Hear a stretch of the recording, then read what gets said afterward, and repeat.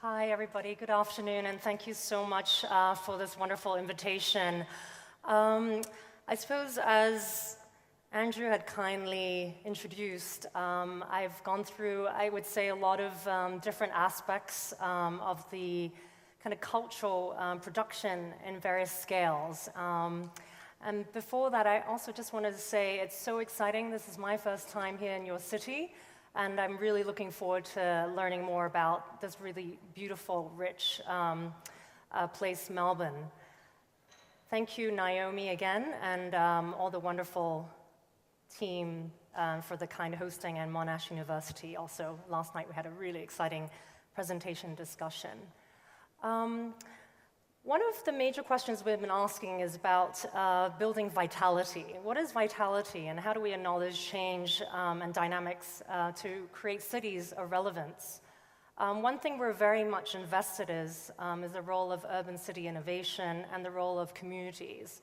Not only per se in terms of community participation, like some of the discussions earlier, but how we can actually build upon human capacity, both physically and also intellectually. As you all know, we recently celebrated a 20th anniversary as a special administrative region of Hong Kong. And we also recently in Hong Kong also elected the first ever, well, semi-elected, I would say, the first female chief executive. So more than ever, I think change is something we need to acknowledge, but also be cognizant as we, as designers, play a role in the city. And the vitality of a city itself really is built upon people. And this is something I just want to share about our explorations. As mentioned earlier from Andrew, just to reintroduce myself, I'm no longer actually teaching in universities, and maybe I will explain a little bit why. But also our practice is now celebrating its decade in Hong Kong, alongside with my partner, whose, I would say, expertise is in technology, and also interest in the filmic production. At the same time, we've dabbled in little bits of writing, collaborated with different entities and NGOs, and in one sense, always being challenged about how to create self-driven briefs for the city, but also being challenged by particular structures within the city to create a better, kind of more dynamic system. So we work, I would say, in between different disciplines. And for example, this one is a Lego building participation workshop that I led that involved 400 young school children from 20 schools around Hong Kong. And at that time, I suppose this is 10 years ago, there wasn't much arts education in the curriculums, and at the same time also a lack of, I would say, understanding of what culture could mean, or producing and participating in the engagement of the arts and culture scene. This was a very exciting project when I was a board member of the Hong Kong Ambassador Design, a NGO, and this also allowed us to think about, well, how do we invest in our city? How do we create interventions and also a relationship not only for making as architects, but to enliven and engage the community? And what does this mean as value? So this is a sort of a major question we have. At the same time, in our design practice, just to give you a kind of panoply of projects we've done, we also been extremely obsessed with the human body itself as a way to understand movement, the shaping, the individual, the collective. And Ido Potal, we were commissioned to create a campaign and also a backdrop installation for his projects. And he's an incredible individual who's leading this thing called the movement culture. And this is not Photoshop. These are beautiful photos actually by an Australian photographer, Yuli Bala. And we were commissioned by a really amazing philanthropist to create a new way of understanding the body, and we traced and filmed and charted his kind of physical manifestation and created a stage set for his campaign, looking at ergonomics and also our interest in Asian lifestyle. The structure itself is a 12-meter series of rings fabricated, and we had to build this actually in a few days. So the notion of speed and construction in Hong Kong is also something we've been kind of head-on building. At the same time, we've also done some very interesting, I would say, new ways of practicing. And we were approached by Nike a few years ago in 2012, right before the London Olympics. And they came to us with this idea of, okay, we have a shoe. We've spent about 15 years researching and developing how to reduce waste and questions of sustainability. Can you help us curate a series of projects and workshops? So they came to us with one shoe, which is part of the Nike Flyknit Collective, sort of a revolutionary design technology, which is made from a knitted upper. And they gave us 4 words, lightness, performance, form-fitting, and sustainability, and asked us to do something with that.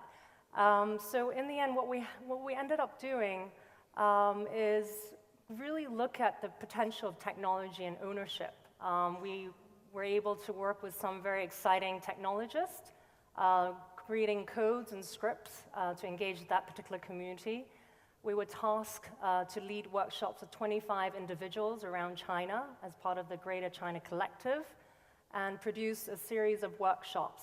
We innovated with producing sensors, usually, I would say, mapping a body in a certain way, but in this particular time, we produced various ways of engaging Shanghai itself, in Hong Kong, and also ultimately, as a designer and architect, I actually have to be honest, I didn't even know who this individual was, but it also shows the magnitude and I would say also deficiencies of being an architect in the city and how do you actually build upon different communities itself.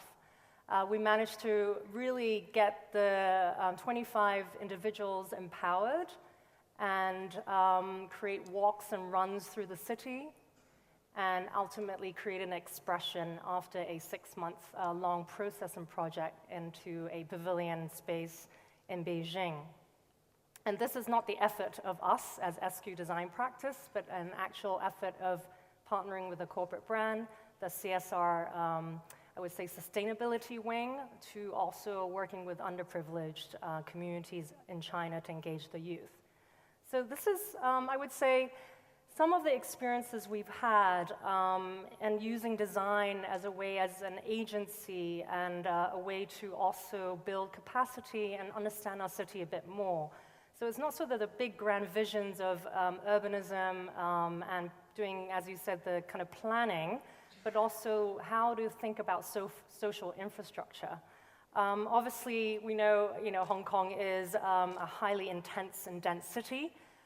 We were also questioning what does living mean today, and living obviously with 60 years of housing policies, things do have to change. About 70% of our population, or 73% of our population live under 600 square feet in certain apartments. And there's a drive to really rethink housing and livability itself. At the same time, we have the fastest construction abilities and also now to the point where some of our incredible architect friends are being exported to build in Dubai or India. So there's some sort of expertise we have. There's also a lot of innovation in building technologies such as this very exciting tower project called High Cliff. And this really makes us think about how can we tap into the potentials of innovation. But at the same time, the reality is home and living is changing. And right now, as you can see in this slide, at just 15 square meters, a person in Hong Kong has just a quarter of the floor space of an average Australian or American, which is actually super fascinating. But at the same time, more and more, we are accepting the reality as a micro-housing, micro-living, to the point where perhaps it's also reached some extremes. The luxury micro-unit housing is highly profitable. And selling, I would say there's a really interesting developer who recently built some developments at 128 square feet. Compared to, say, Bloomberg's analysis of New York, which is a 300 square foot apartments equals micro living. So what does this mean? So if we do accept this reality or projection, there's also questions about the notion of what we're very interested is investment in the public realm, or where can we situate ourselves beyond just living. So the public space becomes an urban living room. It becomes, I would say, a very great place to ask these questions. We've done a lot of research on certain areas in Hong Kong over the last decade. Mong Kok is one of the most dense areas in Hong Kong. As you can see also down where it says ICC West Kowloon, that's actually another area I'll be speaking of, which is building the largest cultural district. And then obviously facing the beautiful harbor is the IFC Central, and then there's Wan Chai. And just to give you a sensibility of where we are, this is Happy Valley with the most incredible racing track in the middle of the city, surrounded by the peak and also the harbor, which is a fabulous asset of our city. What's interesting with the Happy Valley itself, it's a huge open space, and urbanistically it actually involves a lot of very interesting programs of public and private ownership. And also its success is also run by a huge charity in Hong Kong called the Jockey Club. And these are the potentials of seeing Hong Kong as a hyper-dense situation with complete projection and excitement towards infrastructural connectivity and always building and connecting. As you can see, there was some earlier discussions about the role of transit-oriented or podium developments, and obviously Hong Kong does this really well. And with the MTR now extending through north and also extending in certain areas westward to other islands and the airport, it actually has built very interesting notions of what community is.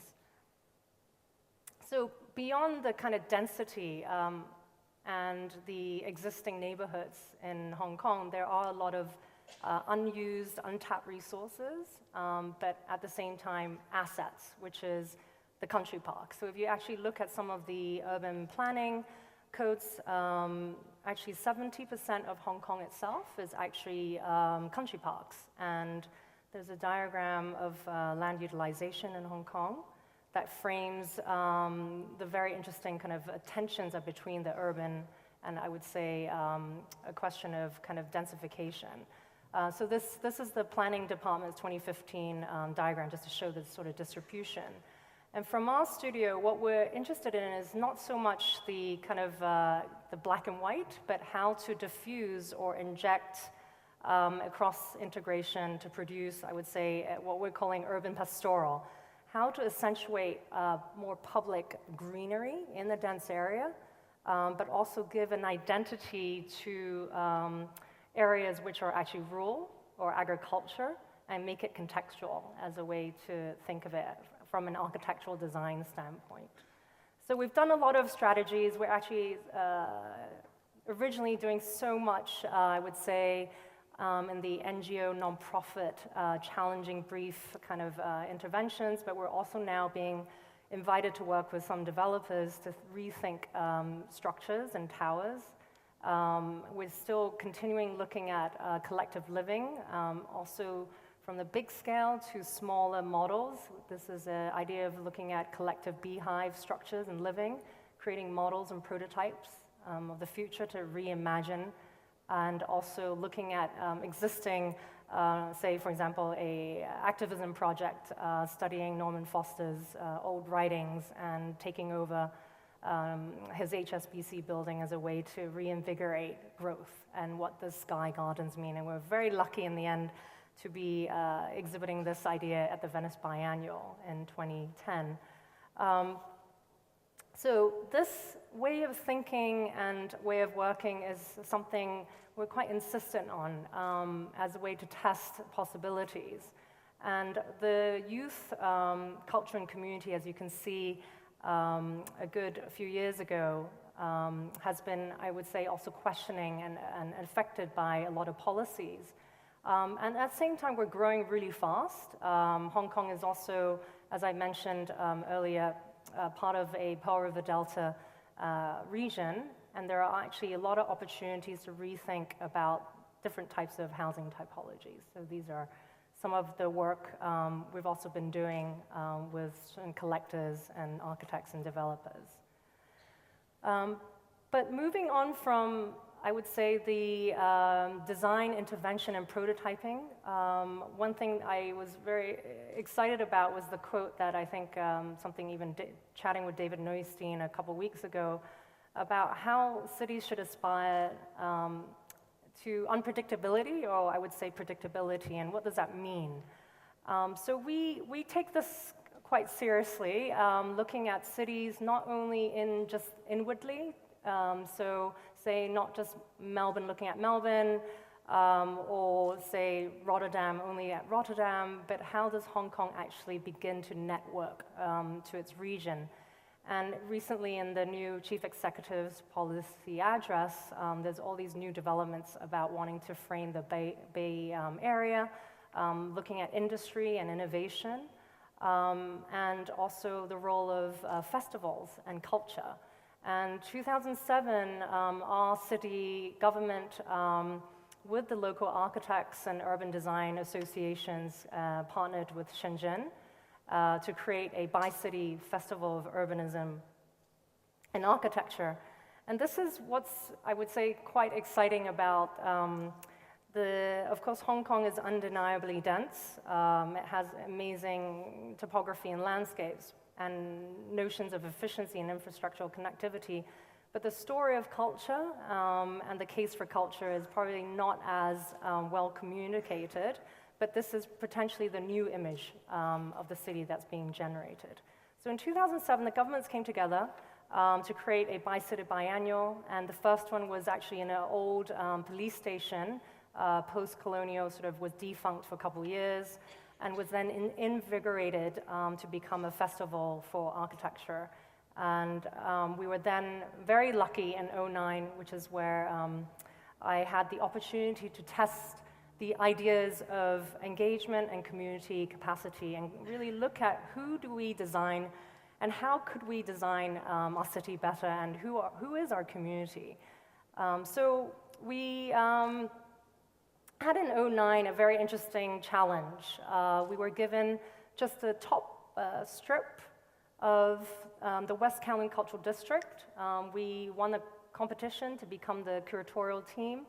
My partner, including Eric Schoenfrey, Alan Lowe, who's a restaurateur entrepreneur, and also Frank Yiu and his team, which are architects and planners, to come together to reinvigorate and reimagine this $21.6 billion investment of this particular space in Hong Kong that has been, I would say, left empty for 12 years.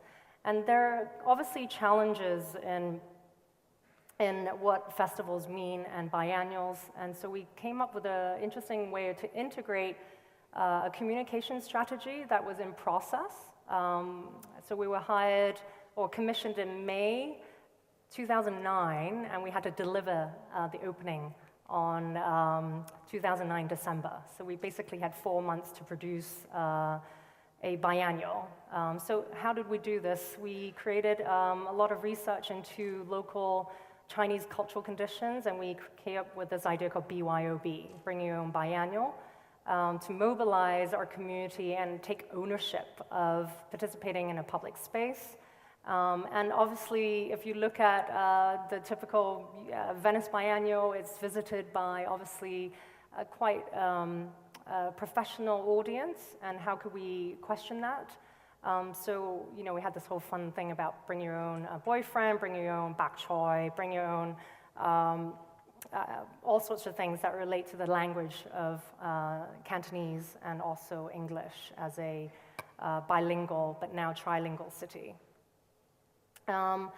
This, for us, is a representation of empowerment, of collective, I would say, collaboration. We were very lucky at that time, 2009, to have Shigeru Ban on board to produce the temporary pavilion. as part of the spirit of this project. And as you can see, the paper tubes have never been actually written. We weren't allowed to use this material in Hong Kong. It's not part of the building codes. But we argued and created a very diplomatic way of saying, well, this is a prototype. So we had some universities come join us. We worked with the planners, and we set it up with sensors to measure its deflection. And because it was a experimental material exercise, we could actually build it and utilize it. And bringing it back to David Jeannetten, this is where I suppose I met David for the first time. And I was very excited at that time. I suppose David Ome was competing against other architects to plan the West Kowloon Cultural District. But we were able to create a very neutral platform to bring in different communities to debate about the future of planning in Hong Kong and the image of the city under this fantastic skyline on an unused site for the last 12, 15 years. 80 exhibitions, building capacity with young architects and designers, giving voice to them, and also inviting another actually Australian, Natalie Germanjenko, based in New York right now, producing ideas of technology and power. So how do you power purely from a USB cable? Working with engineers to produce windmills on site and test them, and then also the potential, what recycling and ownership. I'm now also very invested in educational strategies beyond institutes. So we were very excited to work with Xu Bing, who's been involved in a lot of academic projects in Beijing. And he is super famous for a certain kind of English/calligraphy. So we did a project called the Forest Project, where he would inspire the young children to draw trees, and then take the tree diagrams into his own work and auction them off to build and create new forests in Mumbai to China to various cities all over. And these are just other strategies of enlivening the waterfront with programs, a Korean reggae musician cooking bibimbap on site, and something very dear to us in our studio and our practice, the question of aging and the aging population. And obviously, I always say my 82-year-old father is way more tech-savvy than I am and our community, and how can we build on those capacities?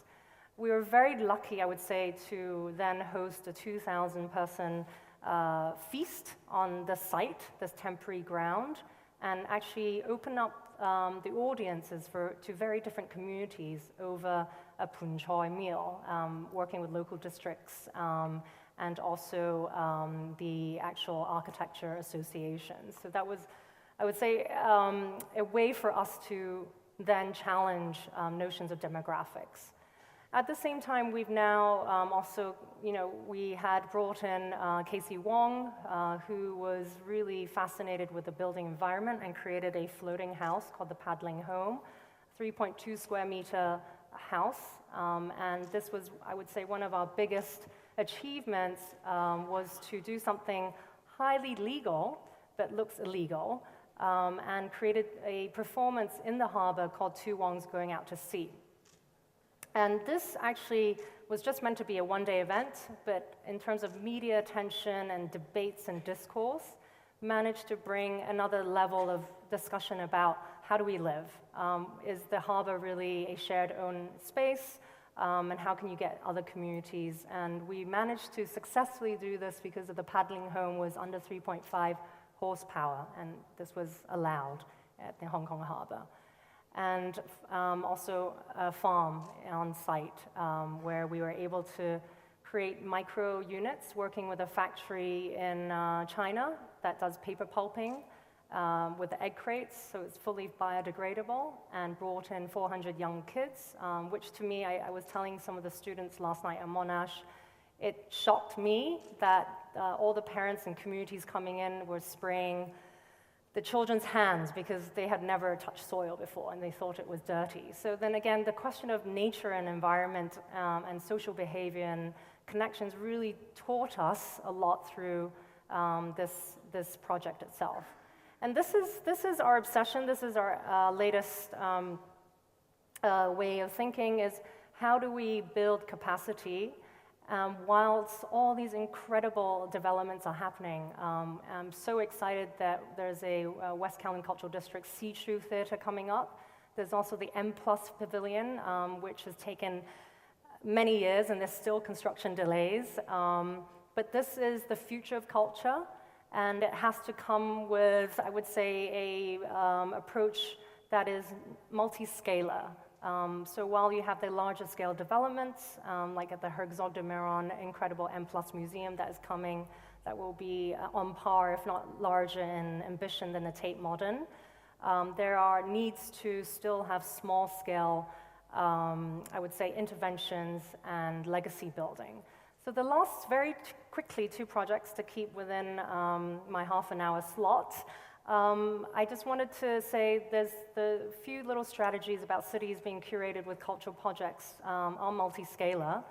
And how do we look at design culture as a key mechanism to give voice to the community and user groups, not only in Hong Kong, but also our region.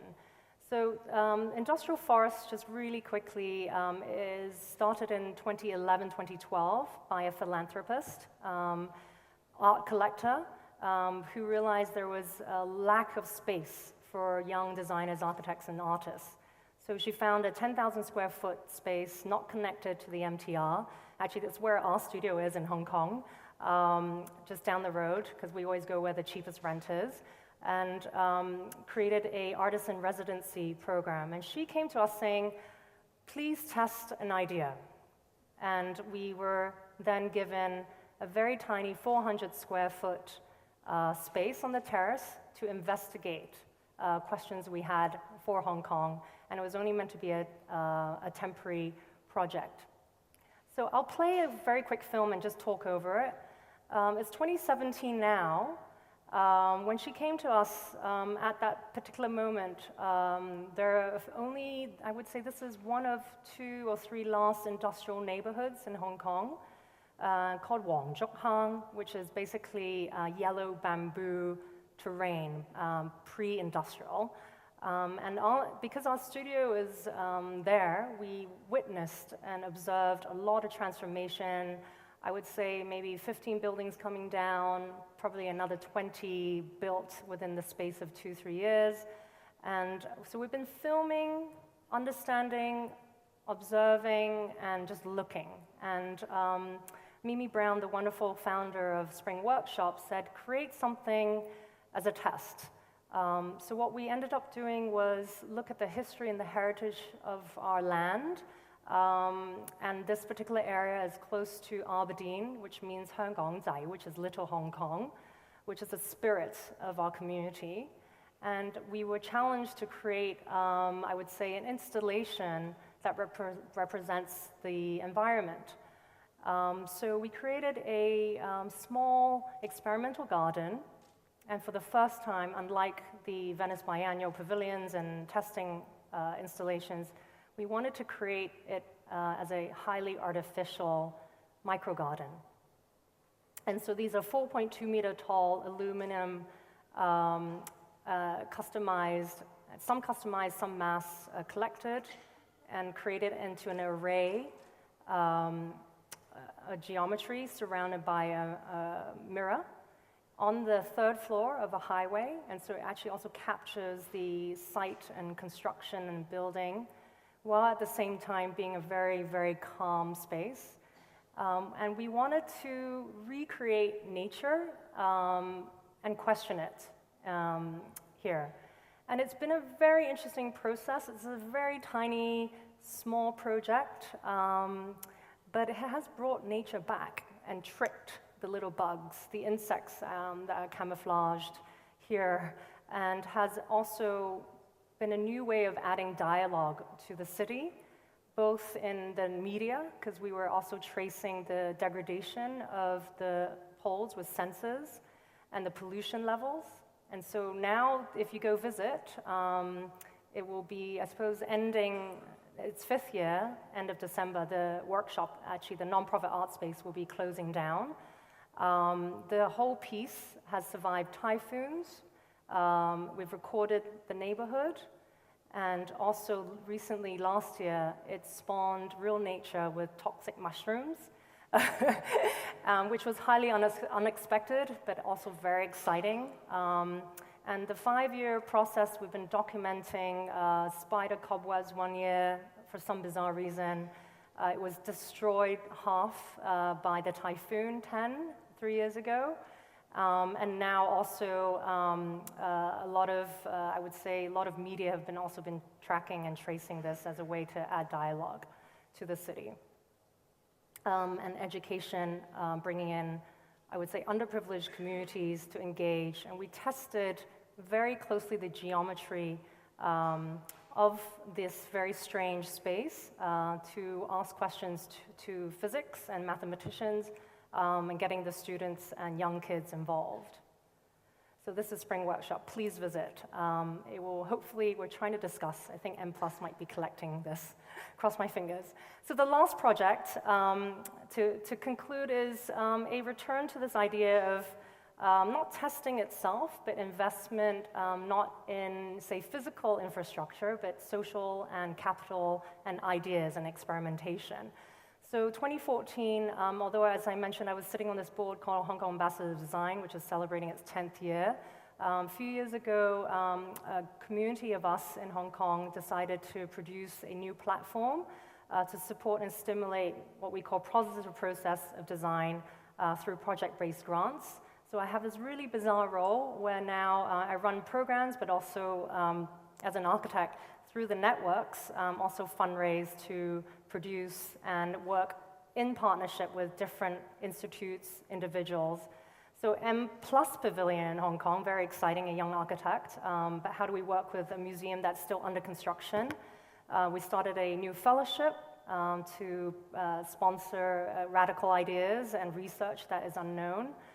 We also work with textile, I would say, innovators, and this is Elaine, who spent 1.5 years in Guizhou studying textile craft and innovating products and design from that experience, challenging local minority women.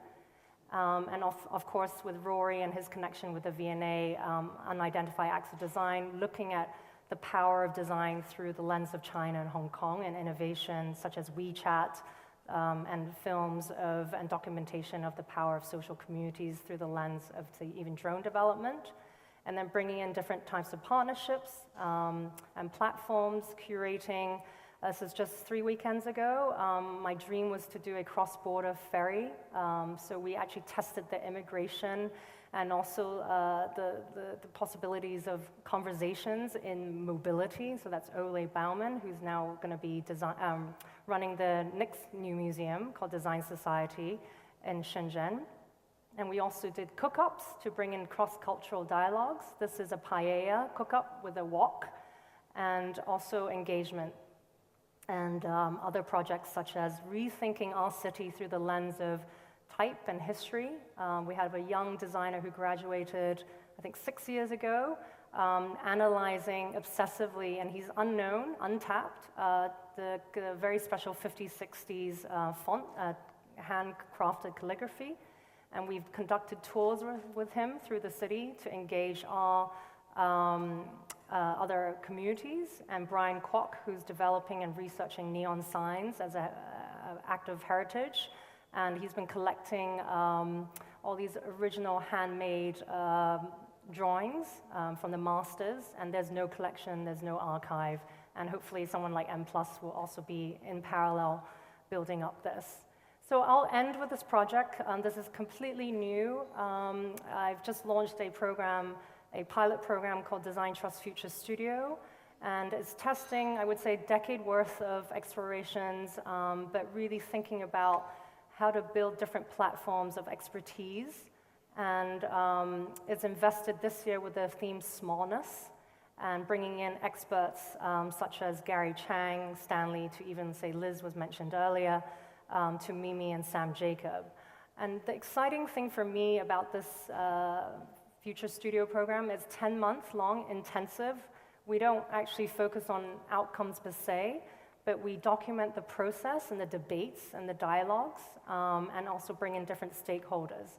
And the 12 young designers are nominated from a committee of universities and are super happy to collaborate, because sometimes you understand institutes are very territorial, but probably not too dissimilar to the spirit of M Pavilion. It's a neutral space to bring different voices together, and therefore we have designers from Hong Kong and Shenzhen, some that are running the virtual reality club in Shenzhen, to recent graduate, to a curator and critic, to advertising, to a thesis award-winning, actually a student of mine 8 years ago, who's been doing a lot of incredible work but has no voice in Hong Kong and still working the same corporate job, and how to empower these voices to make change and bringing them into the homes of, say, Gary Chang, who's been living in a 32 square meter home for the last 42 years, and he's been investigating this, and he still lives there as an urban prototype of transformation.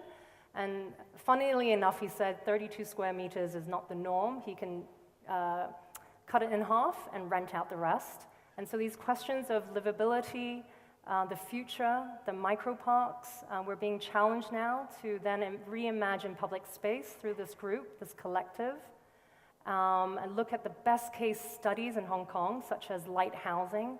Marisa Yiu is an incredible entrepreneur who has identified old building assets in Hong Kong that are part government and some are privately owned, and building affordable, he calls them empowerment housing, for single women with families to live together and share. So there's a whole movement about sharing economy or sharing movement.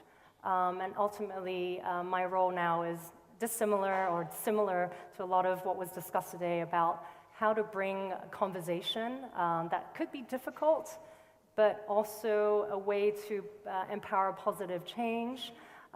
With storefront on architecture from New York coming, we also had, you see Duncan with his head down. He's actually so excited with the process that he had already identified potential sites for us for micro parks in Hong Kong, and how to then think about and how to write our future together. So thank you very much. This is my very quick overview of the projects we're doing, and thank you very much for the opportunity to share and speak with you.